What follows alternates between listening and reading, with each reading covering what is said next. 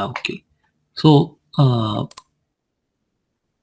x86 is an operating system, right? So we have the x86 code in the GitHub page of the MIT. You can see this is MIT PDOS x86 RISC-V. This is the GitHub link of that repo of the x86 code. So I have prepared a Colab notebook that has guides to install it in for different systems, and the setup commands things were here. So I'll demonstrate this using Colab, and maybe for now I'll demonstrate how to use this in code spaces, and you can set up a Linux subsystem on your Windows system, so that I'll also show that. So first we'll start with using code spaces. So if you click here and make a code space, you can create a code space out of it in this repo, so that this contents of this repo will be already available in that code space.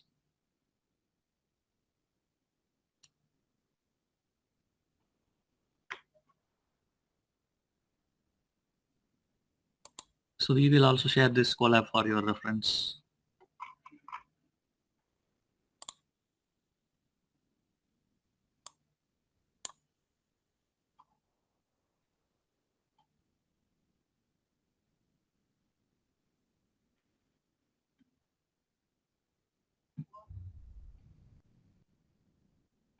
So this is just for online viewing and prototyping. So we'll first go through the setup in here, and you can later set it up in your local machine. I will also go through that.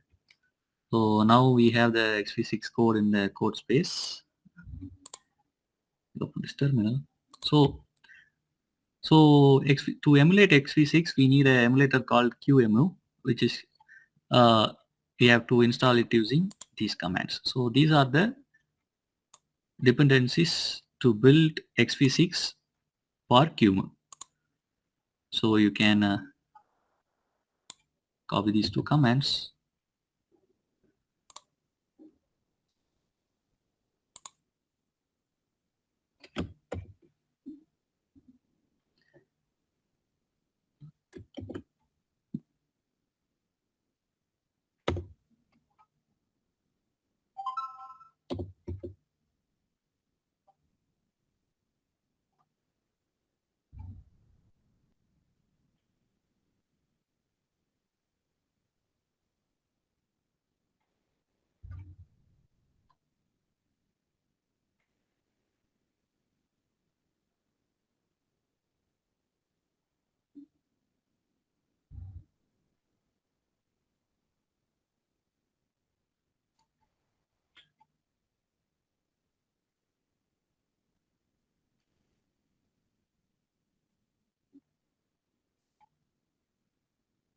So meanwhile, I can also say that. So to install this Linux subsystem on your Windows, you can go to your PowerShell, run it as administrator. You can right click and run as administrator, or you can just press Control Shift and click the PowerShell. It will be asking for the administrator privileges. Once you do yes, your PowerShell will open up. There you can enter this command, which is WSL install this thing.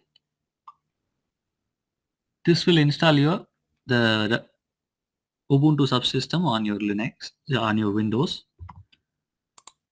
So I have already installed it. So after installing, you have to restart your system. So for now, you can skip that. After this session, you can try it on your local machine. So once you restart the thing, you will have a Ubuntu installed on your system like this, and this will open up the Ubuntu terminal for you. There will be some basic setup at the first time, like entering the username and password for the Ubuntu system. After that, you will see a prompt like this. So I have already have cloned that repo, and I have it as this x86 RISC-V.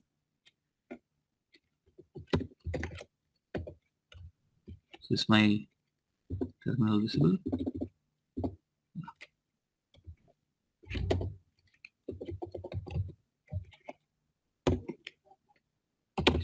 And I can open VS Code on that locally.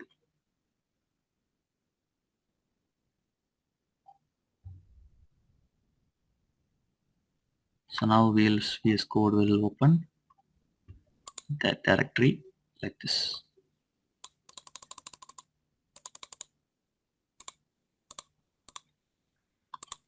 Okay, so let's see what happened here in the code space. Yeah, it's done. So now this thing and this VS Code are both are the same things. Like now we are inside the x86 repo, and you can in online you can do that same thing with code spaces. So if you prefer offline, you can install WSL on your local system and use VS Code to leave the code and things. So how to compile, like build that x86 code into a binary and start it with QEMU. So there you have this make file where the many things are defined. So there is something called as QEMU.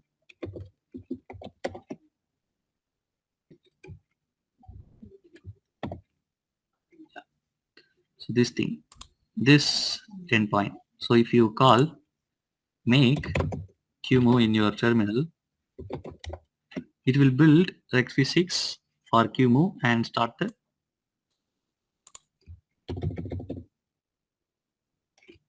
I'm not sure how to increase the font size on this terminal. Okay, let me go there.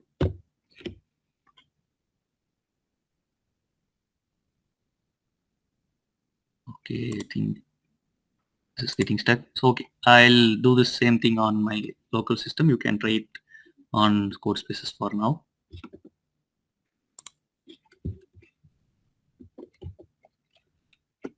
The same thing. I'm here in my local system. I'll run this make QEMU, and you will have this. So you will receive this kind of messages while it's compiling, and then this will start. x86 is booting, and the two CPU cores will start, and the shell will start. And you can see the contents in the x86 system, including ls. Here you have the readme file and some user programs, cat, echo, and some other things. Cat readme.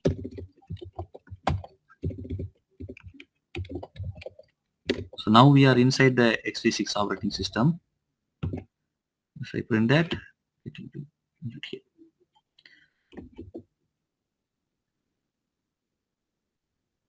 Okay. So now to get out of this x86 operating system and go back to a terminal, you have to press Ctrl plus A and then release that both keys and press X. Then QEMU will be terminated. So you can see this x86 code, which is organized into 3 folders mainly, which is kernel, user, and makefs. This is the file system for our file, and this makefs is a program that creates the file system for our x86 operating system. Okay, so now you can see this d.d files and .o files. Let me increase my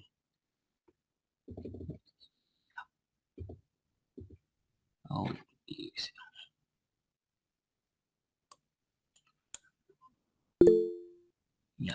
So we can see all this D and O files, which are the result of the compilation. So we can get rid of this by using the command make clean. You can see that in the make file, the clean is also defined. It just creates a rm forced command and deletes all of the intermediate files. That's it. Okay. So make clean will delete all the files that been created for this while building this x86 code. So this kernel folder contains the code for the kernel, like the virtual memory, the piping, system calls, and things like that. And the user folder will mainly contain the user program, the programs that you see inside the x86 code, which are the cat, echo, grep, and these kind of things, right? Okay, so we'll go back to this. So after installing and everything, okay, we can take a look at this x86 code and see how this works. Okay, so let's see. So there are three parts, as I said, which is kernel, user, and this make file. This makes file is where all the built instructions are present. We may need to modify some of this in order to change, like make a different build instruction. Like if you want to add a user program, you may have to change this. So let's see. So when we see this x86 code, it's just looking into the folder where we have these files, right? And in the, if you see in this is the make file. Okay, make file has these many things. The important parts of the makes file, I'll just go through the important part of the make file. So here this uprox is the place where the user programs are getting added to the compilation process. So if you create a new user program and add this to this folder like head.c, so if I want to create a new program called head.get.head.c, I should add that in the users folder, and I should add that here in this uprox in the make file, right? You can just copy this line and paste it here and change this to, okay. So if you are already familiar with Linux, head is a command that just prints first n lines of a file, not print. So it's similar to cat, which prints the whole file, but only the part of the file. Okay. So make sure that you have this tab character printed here, because most of the editors may, when you try to indent, it will use 4 spaces, but it should be tab character. So in VS Code, it will show a small arrow to differentiate between tabs and spaces. So for that, you can just copy this line so that the tab character will be also copied. Okay. Does a make file actually require indentation like that? Yeah, make file require indentation with tab. You cannot mix tabs and spaces. Okay, okay. Yeah. Okay. So we have this uprox, which is a important part of the make file. Okay, let's look into these things. And this is a useful command if you want to search through some of the functions or something, like when you are learning a function, if you want to see whether these functions are being called, you can use the command grep capital R N E and the pattern. You can use a regex pattern like this to see where that things have been defined.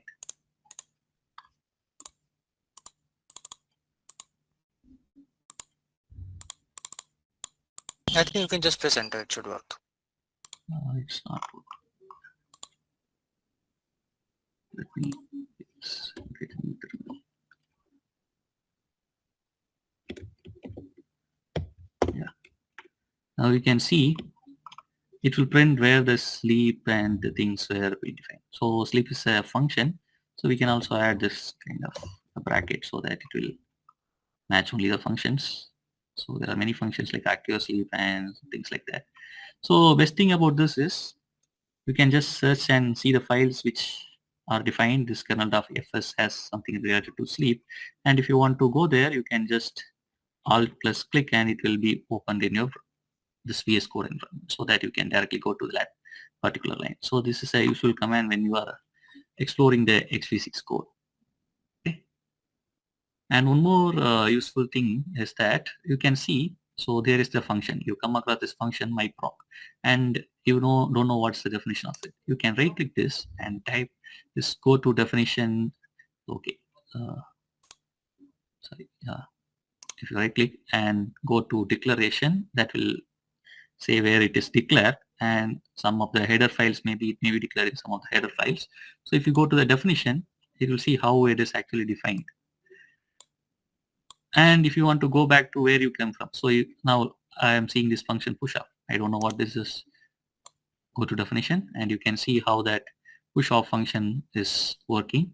And if you want to go back, you can press Alt and the left arrow so that it will come back like you going back and forth in the browser. You can go back and forth in a browser where you come from back to that. So this kind of things helps you navigate easier to the x86 code. Since the x86 code is kind of very big, you can use these things to go back and forth and see which files that functions have been defined and come back to where you left off.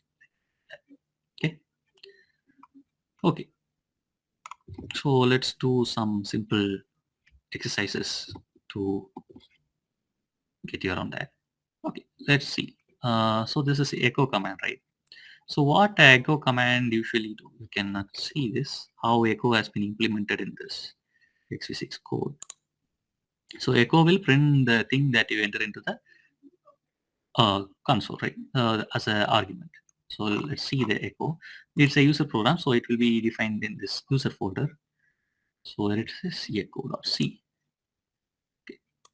If you see this, what it does. So are you aware of this command line arguments, this argc and argv? Okay, so what is argc is just the number of command line arguments, and this argv is the command line arguments itself. So the command line, what's the command line argument? So the arguments that, so let me go into this x86. So page building.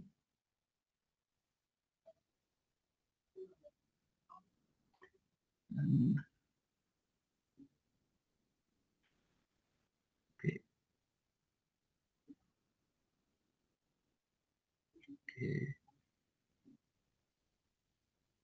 Okay, the thing is we added this new user program, right? That's the problem. Yeah, we should remove this file for now. Later we can add this. Yeah, now it's fine, it's booting. Now let's go into the echo. So what does the argc has? So like when you print this echo, hello, how are you? So now this hello, how are you are the arguments, and actually this first word will also be taken as an argument. So this argc will contain the value of 1, 2, 3, 4, 5, and argv will have these strings as an array. It will contain an array of C strings. Okay, and it will be, this will be in 0 and this will be 1, 2, 3 and 4. We can check this. So let's modify this thing to print the, so how does this print? We don't have a print statement here, right? So actually how this prints is that it's writing using a write system call. So here we don't have a printf function yet. So actually we have a printf function, but we haven't used it yet. They are using write one, which is to the, which is a file descriptor for a standard output. So they are writing to the standard output space, and also they are writing to the output the argv of I, which is starting from 1, which means the echo is the 0th arg variable. So we are not printing that. We are starting from 1 and less than argc. We are iterating to that, and we are writing that argument to the standard output. So that's how this program works. So this 1 means it's standard output, and for 0 it's standard input. Okay, so we'll modify this and we can just see that, right? In the same way, I am writing to the standard output what I should write. So now we don't have printf, right? So actually we have printf. I think we can use that. Let me try this. So printf is actually defined in a user program, I think. Yeah, uses ulib. Yeah, in ulib.c the printf is defined, I think. I think it has a one file. Yeah, printf.c. So here this printf function is defined, so we can use that printf function. Okay, so it's it. So it's an integer. C. So now we have modified our program. So we have to recompile it. So we'll get out of this by pressing Ctrl A and then X. So when we are making QEMU again. So now if you test echo. So now we are printing that 5, which is the number of arguments, including echo and these things. So you can pretty much see how this program works, right? So what is this doing? So in between the arguments, that is when the I+1 is less than argc, it is printing a space between the arguments, and at the end it's printing a next line so that it comes out of the next line, right? So if you want to print all the arguments separated by some like a character, you can also add that thing to a argv. So here space is the default thing, right? So if you want to add this character as an argument, what you can do, so assume that we are going to add this character as a second argument. So we should print the things from the second thing, and we'll write this. But here what we do, we write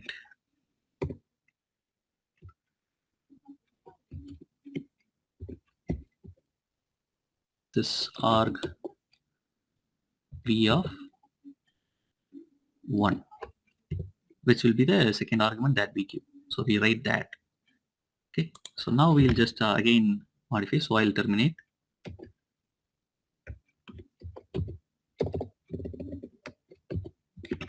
and recompile now.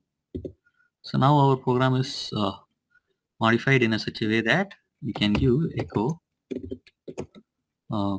maybe 2 lines and now print.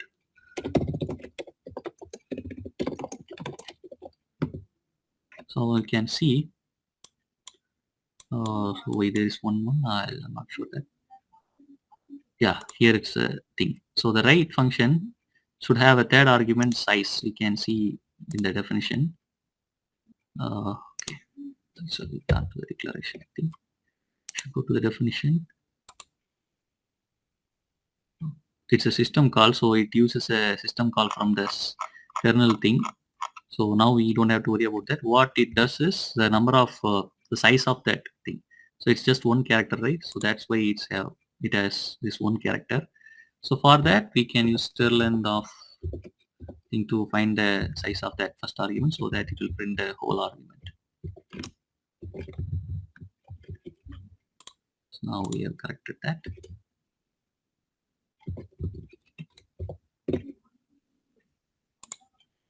Yeah.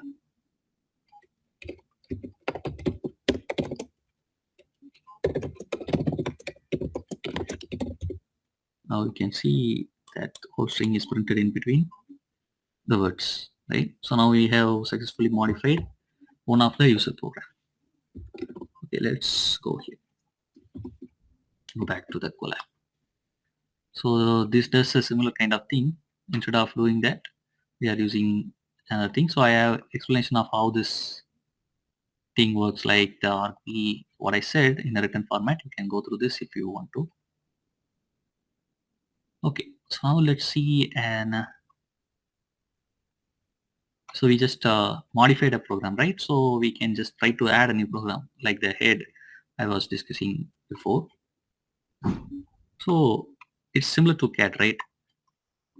So what we can do, we'll look through the code of cat and it will print all the lines. So we'll modify the code such that it will print only n lines and the n should be passed as the argument. Okay, so now let's see back in our code.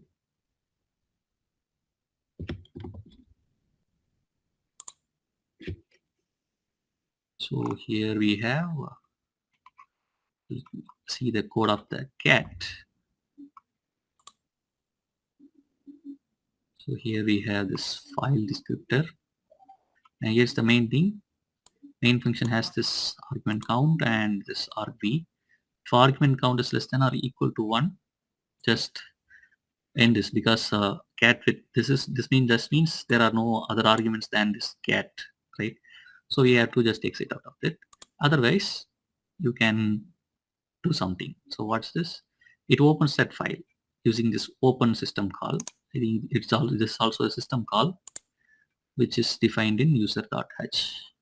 This is also a system call. Actually, these codes of the system call are actually defined in the kernel, and when you learn about system call, you can see how it calls the kernel functions and do that. So here actually I think this open system call will be in this file.c. I think so.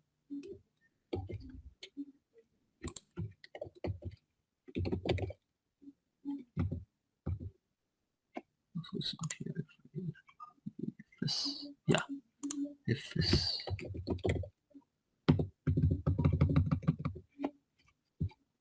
Let's search here maybe in a new terminal.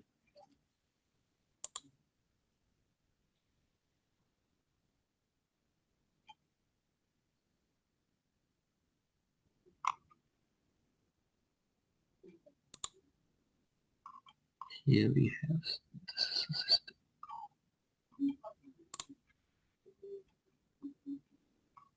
Yeah, here maybe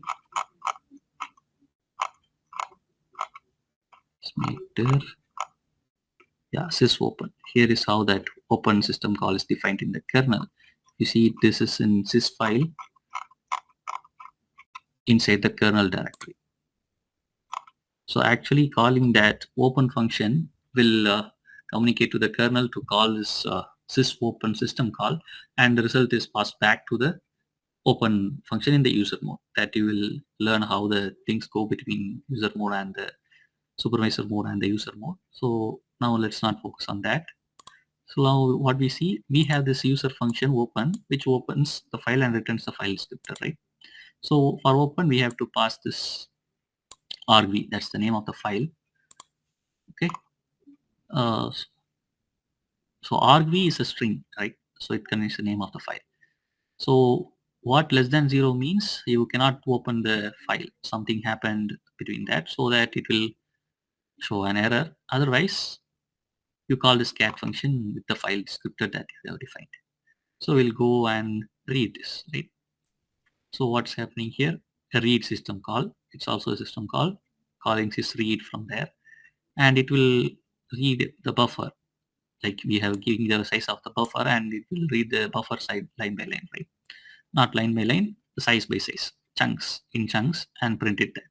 The whole thing until the whole thing is going to exhaust. So what we can do is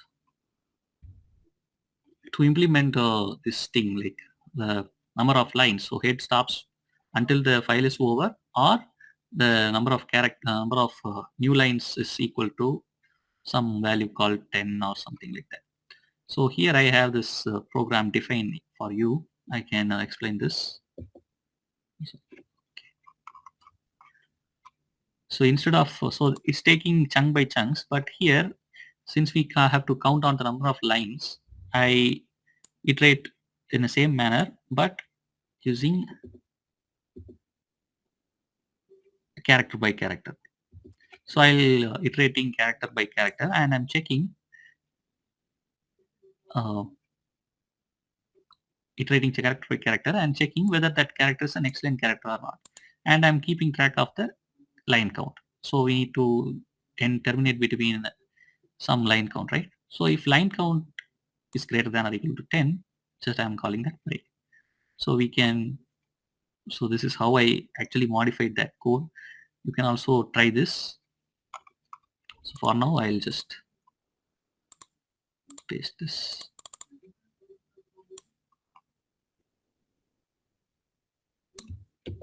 Here in our head.c. Just copy that and you can modify it. So to include that head.c, if you just now click and run, this head function, this head main program will not be available in the user directory. That's the x86 directory. So that you have to add that in the U programs like this with the underscore before it and this thing. After you add that, let's rebuild it here.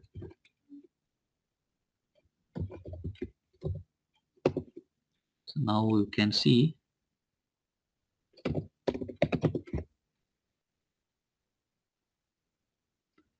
head is available here. So we can print head readme. So now it will only print the first 10 line of the readme file. Okay, we got only the 10 lines of the readme file, not the whole file. Just the 10 lines. Okay. So that now we have created a new user program. So there are options like you can add something like this, the number of lines as an argument. So you can try that.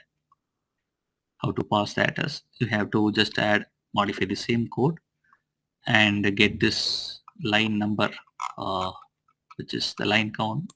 This 10, you have to accept this as an argument. So to convert it into an integer, so these arguments are strings, right? So you have to convert it into an integer. So for that, you have a function called a2i. So a2i means argument to integer. So to process numbers from the arguments, you can use this a2i function, which will be useful in converting the strings to integers. Okay. So for adding that like arguments like that, you can use that function a2i, argument to integer. You can keep. And if you want to see the definition of how a2i works, sorry, you can just type it here and go to the definition. And you can just see it converts from the character ASCII, remove this and multiply it by 10 for each digit. If you read through this code, it's just doing taking the ASCII character of the digit and subtracting it from 0, which will create a relative number like from 0 to 9. And for each digit, it's doing multiply by 10 and add the digit and the same thing like that. So it's just waiting basic conversion of a number digit by digit. Okay. So now we have implemented this head. Okay, let's go to the next part.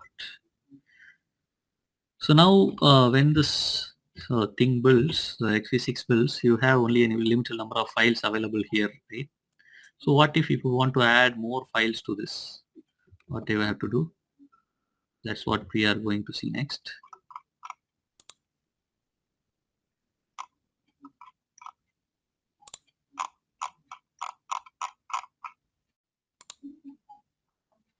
So there is this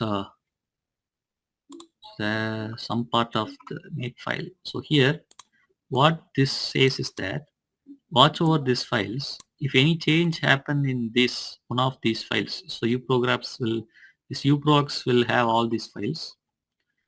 If any change happen to one of these files, run this command. So this is a command, right? So all the build commands, if you see, there will be something like this, and there will be set of commands like this. Okay, so this calls the mkfs/mkfs, which is this binary present here. So this is a binary compiled from this, and what it will do, fs.image, there is something called as fs.image present around here, which contains the file system. Okay.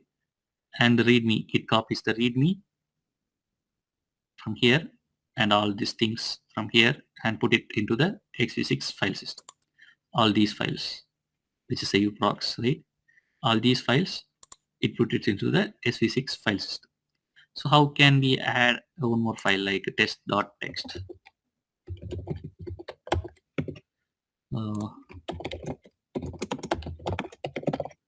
So to add this file to XV6, we have to just add this here. So that's it. Now if you want to compile it again, you will have that text.test, test.txt. Yeah, we have that file here, right? So that's how you add files to the XV6 file system, so that you can check something like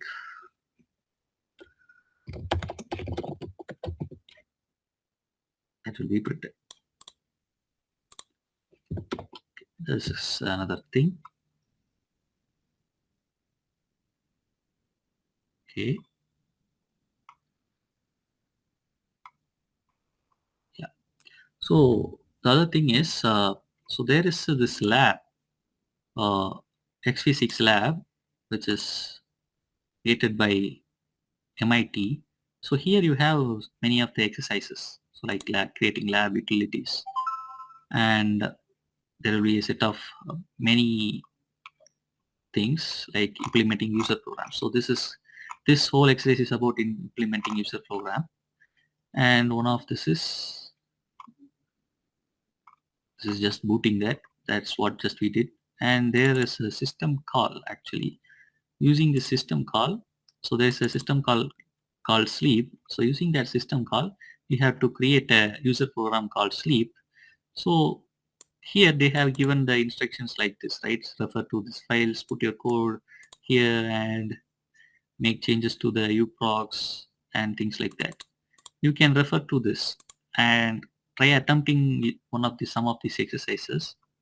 So I have also some of the exercises you may find kind of difficult for you. So I have added a list of exercises. Okay. Yeah, here maybe the list of exercises.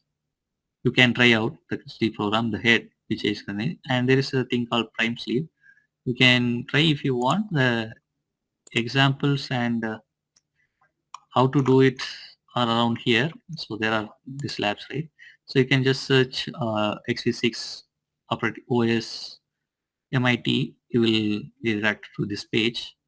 Maybe we can also share this link. And if you can try out this exercises if you want as an additional thing. So trying out these exercises will increase your understanding on how XV6 code works, right? So there are this system calls thing.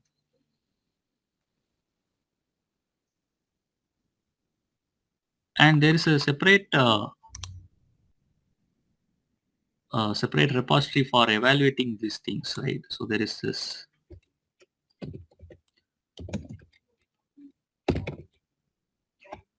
called XV6 recipe fall 19. So there is that repository here. So if you clone this repository will contain a program called GradeLib. So this repository will have multiple branches. So each branch will correspond to one of the labs that you see here, right? Show you. So if you see branches, there are 11 branches here. Each of this lab corresponds to one of the branch.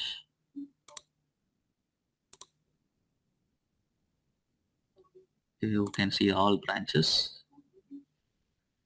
So the utils, UTIL, which correspond to the utilities lab, and the system call, syscall correspond to this system call lab.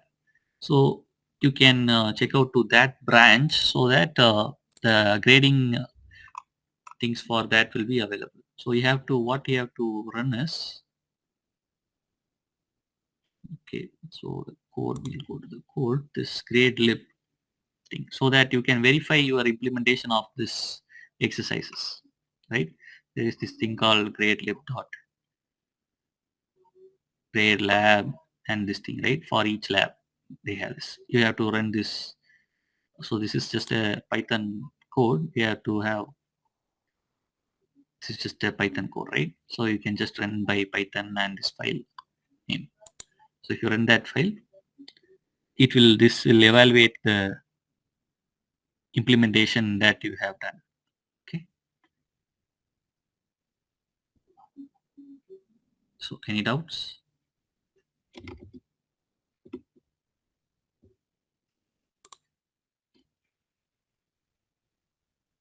Or anything you want to? Could you post the Colab link in the chat box? Yeah, sure. Or So similarly, you have can you also put it in the supplementary content section? As of now, that is missing from the course portal. Yeah.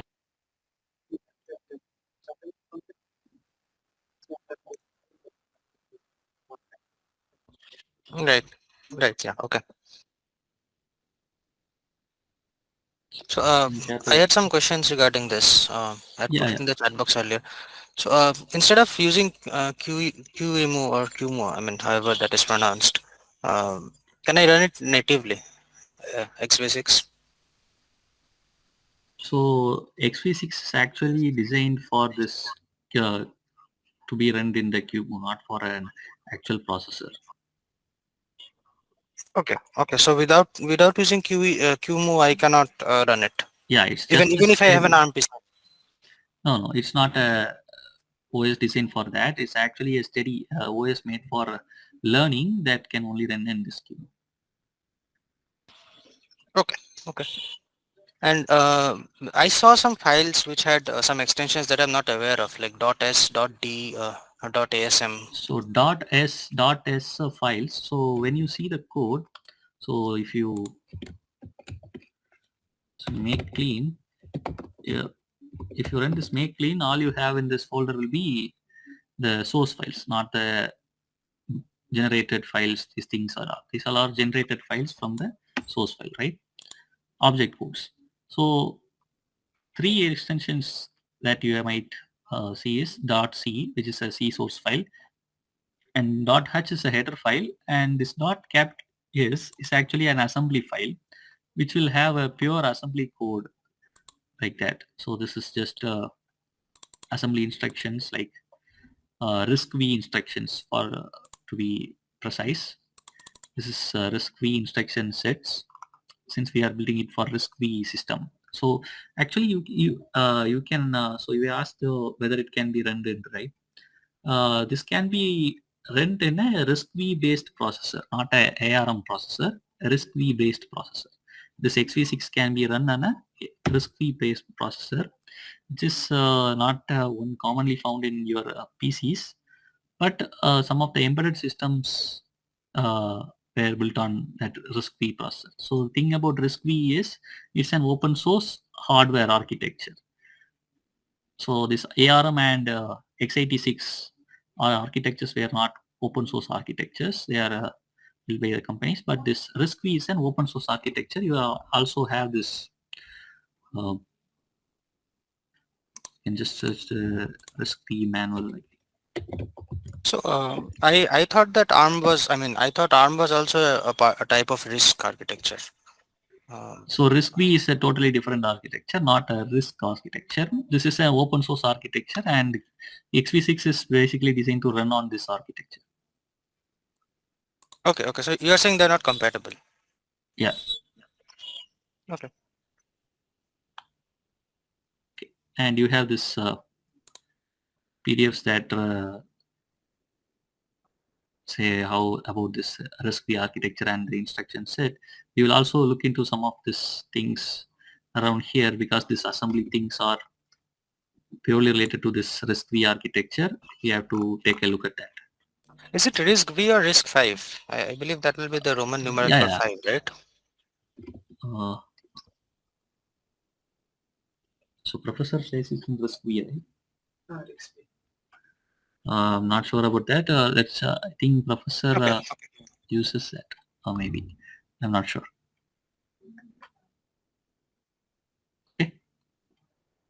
Okay. Yeah.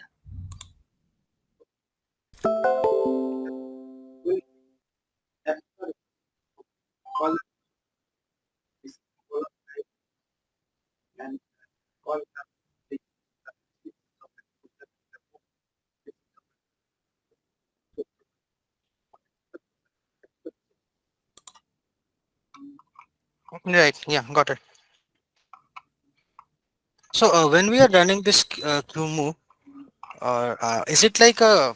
I mean, from what I've understood, it's like a C program that is trying to emulate a Linux shell. Is that what it is? So QEMU is an emulator. So QEMU is an emulator that emulates this RISC-V architecture kind of that, right? Right. Yeah.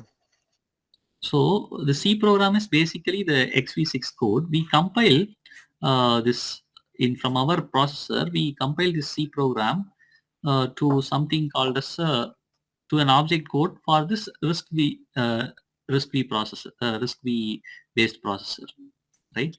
So we Right. compile this into a object code. So the final result, so there is a file called kernel.ld. Professor will discuss this thing. So what this will generate is, after that, this will generate a file called kernel. So actually what the kernel file is actually what is running in it. So the kernel gets started and so let's see this. If you run this, make QMove, you can see all the files have been compiled. So it's compiling for, so actually this compile languages, so the compiler compiles the source code for the specific architecture, right? So now what it is compiling for, not to be run on your system, to be run on the RISC-V architecture. That's how this is being compiled when we make this, right? When we make QMove, it compiles it for the RISC-V architecture. And it will create a program which is called kernel. You can see it. Yeah, this is the object code. This is what being run on Q, right? It creates the kernel. And if you go through the process, a professor will go through how the computer starts booting and how this compiled code is put into the uh, memory of that and how it starts booting, right? You will see about that in the booting process in the upcoming. Okay. Okay, but so the instructions, the kernel is run. The instructions on the kernel that is for a RISC-V system, but we're Yeah, running it on x86. So is there some sort of a translation layer that is working in between, or yeah. QEMU how? is kind of a translation layer that makes the RISC-V architecture run on our system. Okay, okay. So I hope that throughout the rest of the weeks we'll be going through all of the different sections of this code. Yeah, And actually you will okay, be going to the different sections of this code and like in the second week, I think you will be going through the codes regarding this VM.c, which like it initializes the virtual memory, and you will be seeing these things about page tables, and these files will be discussed. Yeah, you will be going through this okay. code. So it's better while watching the lectures, you also refer to this XV6 code, and if you come across some function that you don't know, you can always refer back to this and how it is defined, something like that. It is map pages, code definition. You can see how map pages is defined and how the things are this. What does this does? This is just something like this, an operation, a macro defined there, and something like that, right?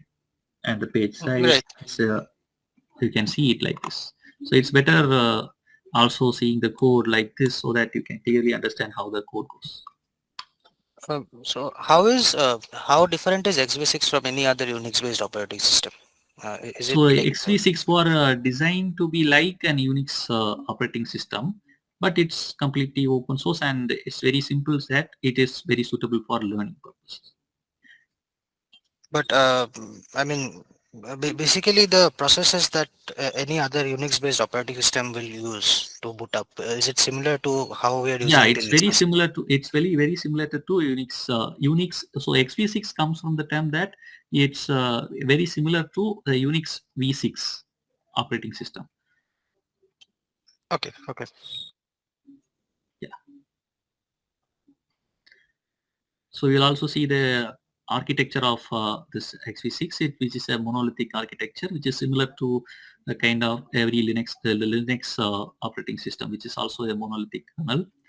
So this XV6 has the very minimal amount of things that require for a OS to run. Okay, it's a very minimal OS. Could you open urt.c? urt.c, yeah. Yeah. So this will have init urt function and all that, or Yeah, urt UART init. function, yeah.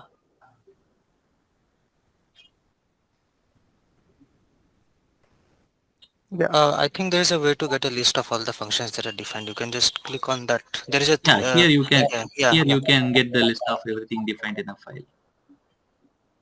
Okay. Yeah, in any file you can see it here. It will be displayed here, all the files. And in web also you can easily, so here if you go and see, let me show this. If you choose to see the code, like in some file like kernel, Yeah, it comes in a tree representation, I think, in the side. You can. yeah, in the side you can see all the files defined, all the things defined in a file. There will be a symbols tab around here.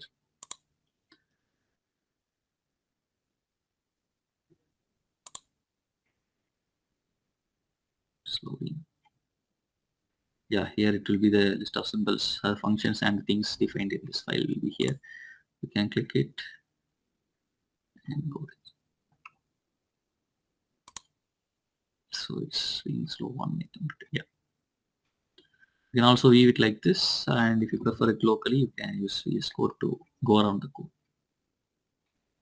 Anything else?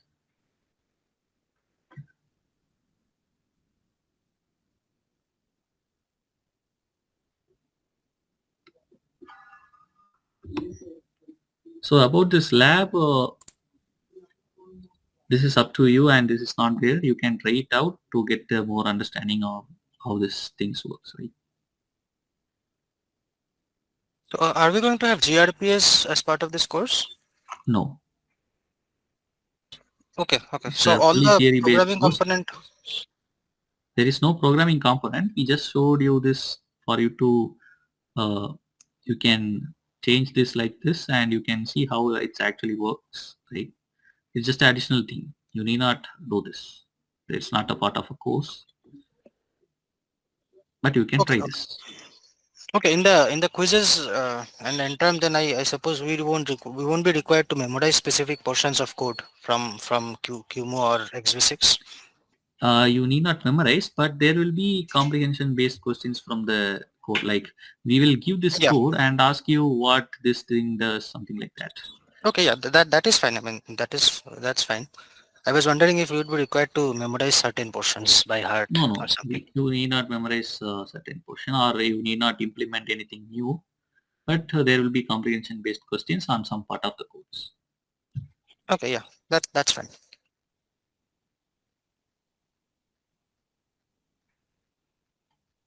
Anything else?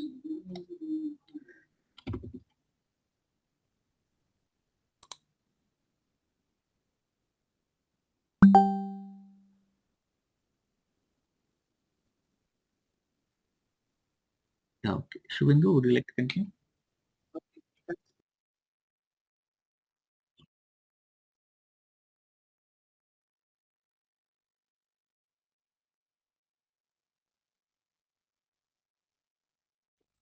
Uh,